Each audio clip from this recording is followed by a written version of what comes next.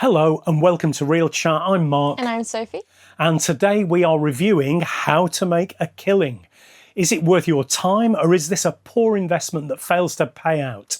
Stay tuned to find out what we really thought.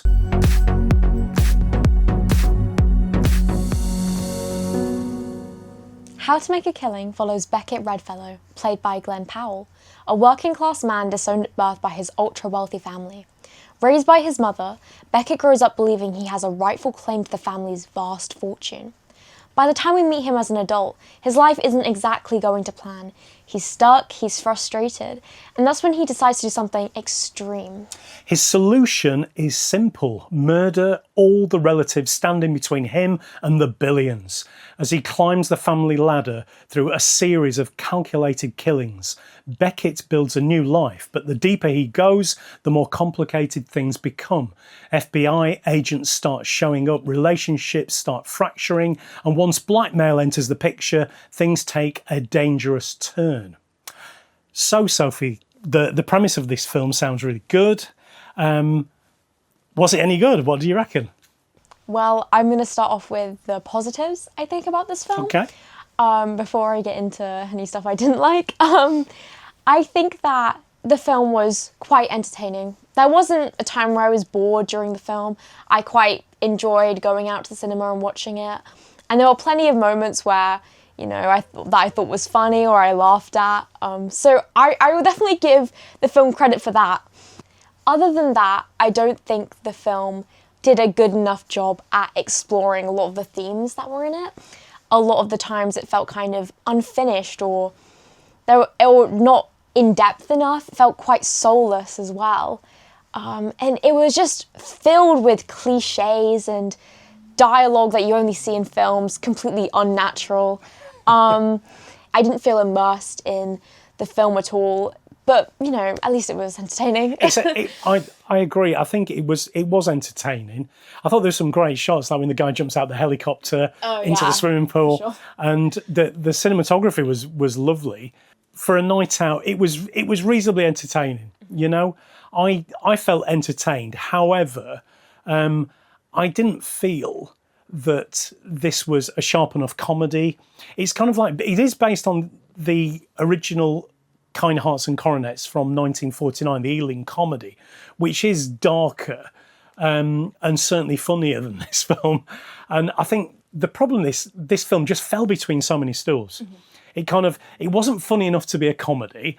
It sort of wasn't dark enough to really come to grips with the satire. Mm-hmm. And in terms of the murders, how did you feel about the murders that he was carrying out?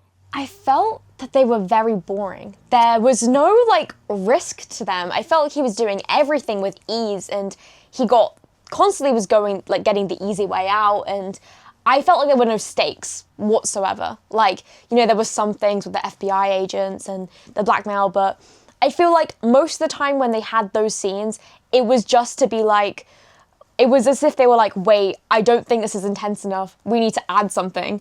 And that didn't even work, It didn't even work. I just felt like I watched it and I was like, I just can't imagine anything going wrong. And I just didn't really... Yeah. There's a problem in a film when the protagonist seems to have too much of an easy ride. Yeah. I mean, even though you know he's going to get away with it, you want there to be tension. Yeah. You want there to be something thrilling about setting up these relatives. Another thing, we didn't really find out much about these relatives as well. It felt like, you know, quite shallow about the characters. And maybe part of the problem was he had about 7 of them to kill off, didn't he? Yeah. So you're going to think, you're sort of looking at your watch, you know. I do think that this film does go on too long at 2 hours. Now, you said you weren't bored. I mean, I did have 1 or 2 moments where I zoned out a little bit. And I've got to say that is not a good sign for a film. But in terms of performances, Glen Powell, he does this sort of American Psycho vibe. The character that I really loved was his childhood crush, played by Margaret Qualley. Yeah. Margaret Qualley. Yeah. I thought she was great. I agree. And I actually wish she'd been the main character in this film. But she wasn't on screen anywhere near enough. But she played a really terrific femme fatale. Yeah. What else about the performances? Anything? have much to say about the performances that we haven't already spoken about, I think. What about the love interest? They didn't give her enough to work with, I feel like. She just kind of was there just to serve a purpose for him, like for his character, rather than being her own individual character with stuff to her. It didn't. Though she does take part at the end. There's a nice little twist, which we won't say. But of course, we're not going to give that one away. Mm-hmm. The weird thing about this was, we got halfway through the film, and he'd actually got a decent job, and he got this wonderful partner, and you just thought, hang on a minute, why are you even bothering with this money now? Mm-hmm. But it didn't kind of explore his motivation for going deeper. That is probably my biggest problem with this film, because I felt there was so much they could have explored when it came to like the family resentment and all these like this whole privileged rich family just being so sheltered and everything like that. They could have done so much more with that, and they could have had so much more motivation for him to get like revenge. It just felt that his motivations were just kind of not really. They just kind of weren't really there, really. I do agree, and I think that the sort of lack of good motivation for your main character is not a good thing, even in comedy.